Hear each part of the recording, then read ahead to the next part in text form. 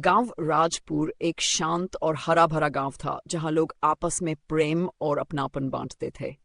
इस गांव में एक रवि नाम का लड़का रहता था। रवि बचपन से ही कुछ बड़ा करने का सपना देखता था, लेकिन उसके परिवार की आर्थिक स्थिति अच्छी नहीं थी।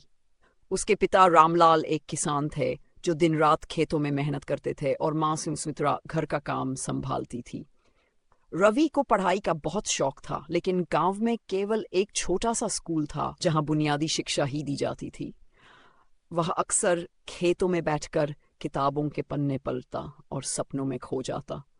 उसके मन में हमेशा यह सवाल उठता कि क्या वह भी कभी अपने सपनों को सच कर पाएगा। एक दिन गांव के एक अध्यापक श्री वर्मा जी ने रवि की प्रतिभा को पहचाना।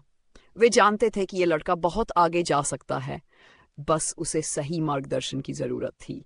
उन्होंने रवि के माता पिता को समझाया कि उसे आगे पढ़ाई के लिए शहर भेजना चाहिए, लेकिन गरीब माता पिता के लिए यह आसान नहीं था।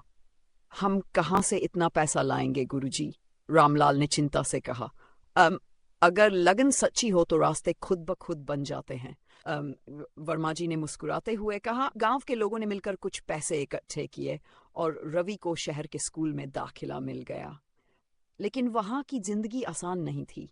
उसे पढ़ाई के साथ साथ छोटी मोटी नौकरियां भी करनी पड़ी। कभी किताबों की दुकान पर काम करता तो कभी किसी ढाबे पर बर्तन धोता।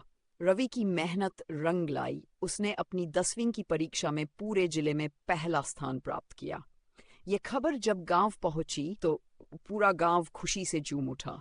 उसके माता पिता की आंखों में गर्व के आंसू थे।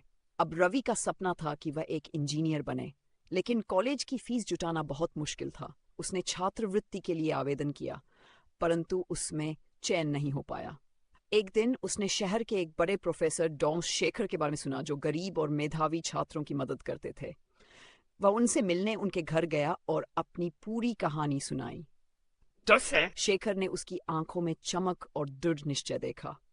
उन्होंने उसकी कॉलेज फीस भरने का वादा किया, लेकिन एक शर्त रखी। तुम्हें न सिर्फ अपने लिए बल्कि समाज के लिए भी कुछ करना होगा। रवि ने सिर झुकाकर हामी भर दी। रवि ने कॉलेज में भी अपनी मेहनत जारी रखी। वह क्लास में हमेशा अव्वल आता और अपने शिक्षकों का सम्मान करता। धीरे धीरे उसने कई प्रतियोगिताओं में हिस्सा लिया और छात्रवृत्ति पाने में सफल रहा। 4 साल बाद रवि ने इंजीनियरिंग की डिग्री प्राप्त कर ली और उसे एक बड़ी कंपनी में नौकरी मिल गई। जब वह पहली बार अपने गांव लौटा तो पूरा गांव उसे देखने के लिए उमड़ पड़ा। रवि ने अपने गांव के बच्चों के लिए एक निःशुल्क शिक्षा केंद्र खोलने का फैसला किया।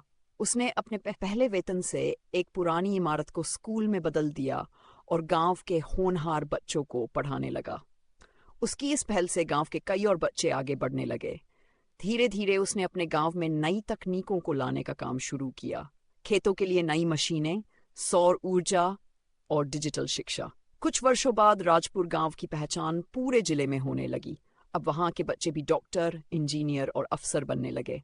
रवि का सपना पूरा हो चुका था। न सिर्फ उसने अपनी उड़ान भरी, बल्कि अपने गांव को भी नई ऊंचाइयों तक पहुंचाया। एक दिन जब वह गांव की नई सड़क पर खड़ा था तो उसके पिता रामलाल ने उसकी पीठ थपथपाई और गर्व से कहा, बेटा, तेरा सपना सिर्फ तेरा नहीं था, ये पूरे गांव का सपना था। रवि की आंखें नम हो गई, लेकिन दिल में खुशी थी। उसने अपने सपनों की उड़ान सिर्फ खुद के लिए नहीं बल्कि पूरे गांव के लिए भरी थी।